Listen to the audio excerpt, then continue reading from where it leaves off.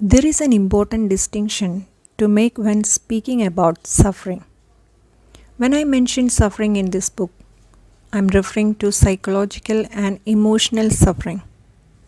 There is a way in which, no matter what happens in your life, you don't have to suffer emotionally and psychologically. I'm not saying that what we go through is all in our heads or made up. Terrible and unfortunate events happen to people every single day. What I'm saying is that although we experience a lot of pain in our lives, suffering is optional. In other words, pain is unavoidable, but how we react to the events and circumstances that happen in our lives is up to us, and that will dictate whether we suffer or not. Buddhists say that any time we experience a negative event in our lives, two arrows fly our way. Being physically struck by an arrow is painful. Being struck by a second emotional arrow is even more painful. The Buddha explained, in life, we can't always control the first arrow. However, the second arrow is our reaction to the first. The second arrow is optional. When I first heard of this quote from Buddha a few years back, I was confounded because although I understood what he meant, I didn't know how I could apply this in my own life.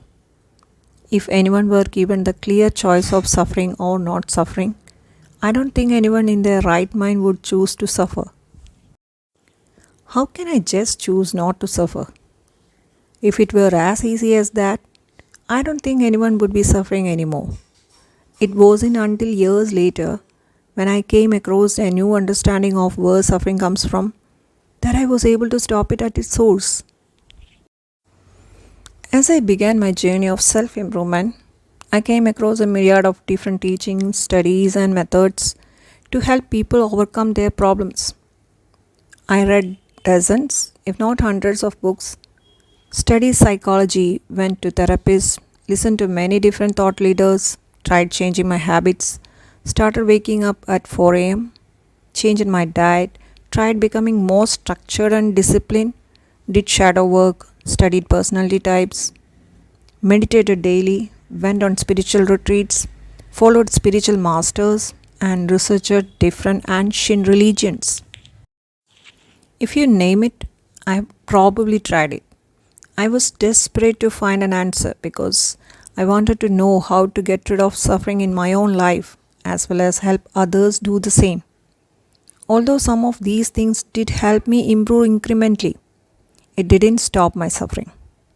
I still always felt extremely anxious, fearful, unfulfilled, irritated, angry, frustrated, and heavy every day.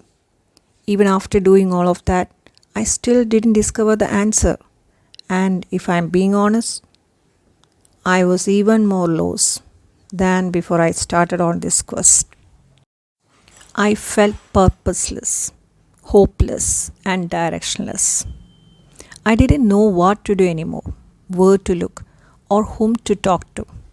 It wasn't until I was in my darkest hour that a glimmer of hope began to lead me to the light.